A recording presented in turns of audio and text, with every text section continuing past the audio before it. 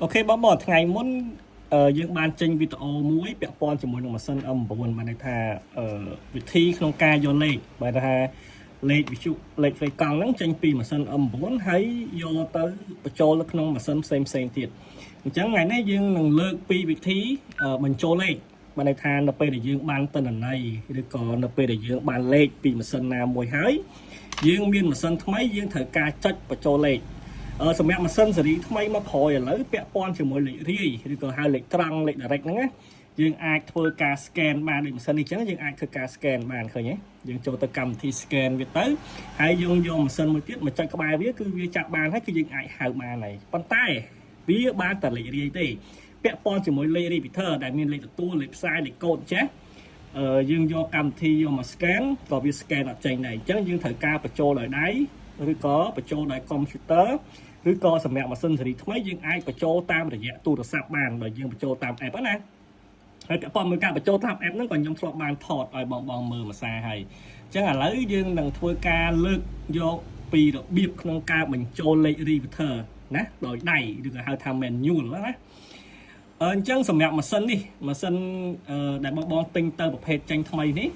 របៀប ក្នុង ការ ថត លេខ ដោយ ដៃ គឺ វា មិន មាន អី អញ៉េ អញ៉ៃ ទេ សំខាន់ គឺ បង មាន លេខ មក សិន អញ្ចឹង មូលដ្ឋាន គ្រឹះ នៃ ការ បញ្ចូល លេខ repeater បាន ទី 1 បង ត្រូវ មាន លេខ ទទួល ទី 2 ត្រូវ មាន លេខ ផ្សាយ ទី 3 ត្រូវ មាន កូដ ណា ទី 3 ត្រូវ មាន កូដ យើង ត្រូវ ដឹង ថា តើ repeater ផាន់គេ ហ្នឹង កូដ ប្រមាណ ណា ហើយ បន្ទាប់ មក នៅ ពេល ដែល យើង បាន លេខ ទួល លេខ ផ្សាយ ហើយ ដើម្បី ថត repeater បាន ម៉ាស៊ីន ខ្លះ ត្រូវ ឲ្យ យើង បញ្ចូល លេខ offset ដែល យើង តែង តែ ហៅ ថា លេខ លេខ កន្លែង ហ្នឹង ណា អញ្ចឹង ដើម្បី យើង គណនា រក លេខ offset បាន ទី 1 បង ត្រូវ យក លេខ ទទួល ដក លេខ ផ្សាយ អញ្ចឹង ឥឡូវ យើង យក លេខ ទទួល ដែល មាន លេខ ប៉ុណ្ណេះ ដក លេខ ផ្សាយ ទៅ យើង ឃើញ លេខ offset វា 10000 អញ្ចឹង បង ត្រូវ ចាំ ថា កន្លែង នេះ គឺជា តម្លៃ នៃ លេខ offset កន្លែង នេះ គឺជា តម្លៃ នៃ កូដ កូដ វា ដាក់ កតុយ n អញ្ចឹង បាន ន័យ ថា កូដ DPL ហើយ ណា DPL ណា បើសិន ជា ដាក់ អក្សរ I អាហ្នឹង កូដ invert អញ្ចឹង នៅ ពេល ដែល យើង បាន 3 បាន ន័យ ថា នៅ ពេល ដែល យើង បាន តនន័យ 3 ហ្នឹង ហើយ ទី 1 លេខ ទួល លេខ ផ្សាយ offset លេខ កូដ តែ ប៉ុណ្្នឹង យើង អាច ភ្ជាប់ ចូល ម៉ាស៊ីន ផុន យើង បាន ហើយ អញ្ចឹង របៀប នៃ ការ ភ្ជាប់ ទី 1 បង មើល ថា ម៉ាស៊ីន យើង វា ស្ថិត នៅ ក្នុង mode អីគេ ឥឡូវ វា ស្ថិត នៅ ក្នុង channel mode អញ្ចឹង យើង អត់ ទាន់ វាយ លេខ ចូល បាន ទេ បង ត្រូវ ចុច VM ព្រោះ អី ម៉ាស៊ីន iCom វា មិន សូវ ជា ខុស គ្នា ប្រហែល ទេ ក្នុង ការ បញ្ចូល លេខ repeater អត់ ខុស គ្នា ទេ ពាក្យ បច្ចេកទេស គឺ វា ស្តៀង គ្នា ណា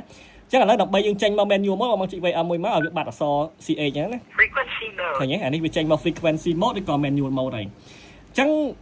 ជំរាប បន្ទាប់ យើង ត្រូវ វាយ លេខ ទទួល ចូល សិន ណា 44 125 នៅ ពេល ដែល បង វាយ លេខ ទទួល ចូល ហើយ យើង ច្បាច់ ចូល ទៅ វា អត់ ទាន់ មាន កន្លាច់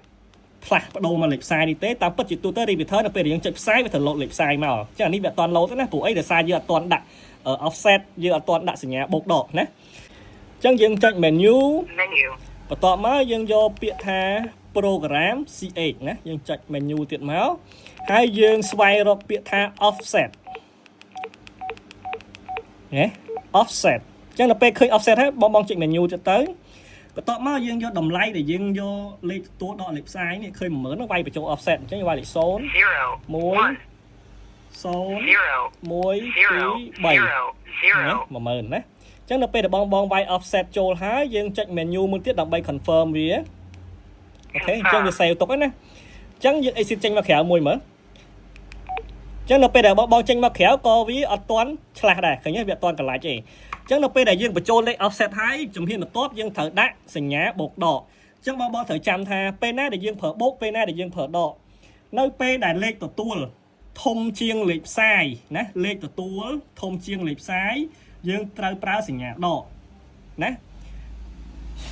ទី 2 នៅ ពេល ដែល លេខ ផ្សាយ នេះ ទូច ជាង លេខ នៅ ពេល លេខ ទទួល ទូច ជាង លេខ ផ្សាយ យើង ត្រូវ ប្រើ សញ្ញា បូក អញ្ចឹង លក្ខខណ្ឌ មាន តែ 2 ហ្នឹង ឯង អញ្ចឹង ឥឡូវ នឹង លេខ ផុន យើង នេះ លេខ ទទួល ធំ ជាង លេខ ផ្សាយ អញ្ចឹង កន្លែង សញ្ញា យើង ត្រូវ ប្រើ សញ្ញា ដក ណា ចុច menu ហើយ យក មក ពាក្យ ថា program CH ហើយ យើង ត្រូវ រក មើល ពាក្យ ថា direction ឃើញ ទេ menu ទៀត មក ហើយ យើង យក ថា minus ទៅ ឬ ក៏ ម៉ាស៊ីន ខ្លះ វា ដាក់ សញ្ញា ដក មក អញ្ចឹង ណា សញ្ញា ដក មួយ minus មក អូខេ មក ហើយ exit ចាក់ ចេញ អញ្ចឹង បង ឃើញ នៅ លើ អេក្រង់ នេះ មាន សញ្ញា ដក នៅ ខាង លើ នេះ ឃើញ ទេ សញ្ញា ដក នេះ សញ្ញា ដក អញ្ចឹង នៅ ពេល ហ្នឹង បង ចុច ទៅ គឺ វា កន្លាច់ ហើយ ឃើញ ទេ អ ចឹងលេខទទួលយើង443125នៅពេលដែលយើងផ្សាយវារត់ទៅលេខ433125ប៉ុន្តែយើងដាក់ប្រព័ន្ធនេះហើយក៏វានៅតែអត់ទាន់លឺដែរនេះបានតែស្ដាប់ឯណាដោយសារយើងអត់ទាន់មានកូដព្រោះអី Repeater គេមានកូដទៀតកូដផងគេ223អញ្ចឹងកូដនេះអត្ថប្រយោជន៍វាគឺដាក់អញ្ចឹងដើម្បីការពារប្រព័ន្ធ Repeater យើងបានន័យថាបើសិនជាគេមានលេខដូចផាន់យើងហើយតែគេអត់ដាក់កូដទេក៏អត់អាចតាក់ទងជាមួយនឹង Repeater យើងបានដែរអញ្ចឹងដាក់កូដនោះមកកូដបងចូលទៅដូចគ្នាដែរ menu ឲ្យ program CH បន្ទាប់មកយើងប្រើកូដផ្សាយកូដនេះយើងបេះទៅលើកូដផ្សាយកូដមាន2ទៀតមាន3មាន TPL DPL និង invert អញ្ចឹងផាន់យើងកតុយ N អញ្ចឹង DPL អញ្ចឹងសម្រាប់កូដ DPL បងចូលមក TX DCS menu តែកតុយគ្នា N ណាអញ្ចឹងយើងយក223យើង select មកចាំកូដមកញ៉េ223ហើយយើងចុច menu ទៀតមកដើម្បីគ្រីស OK យកវាអូខេចឹងនៅពេលដែលដាក់កូដហើយបងចុចផ្សាយទៅឃើញមានលោតសញ្ញាអក្សរកូដលើនេះមកឃើញអក្សរ D ឃើញទេមិនយើងចុចទៅអត់មានលោតសញ្ញា D ចឹងទេតែនេះចុចមកមានសញ្ញា D ហើយចឹងតែប៉ុណ្្នឹងគឺរួចរាល់ហើយនៅពេលដែលបងវាយត្រូវប៉ុណ្្នឹងហើយយើងចុចហៅជាមួយគេទៅនឹងលឺឆឆប់មកអាហ្នឹងយើងអាចនិយាយមួយគេបានហើយតែប៉ុណ្្នេះបងអាចប្រើបានប៉ុន្តែ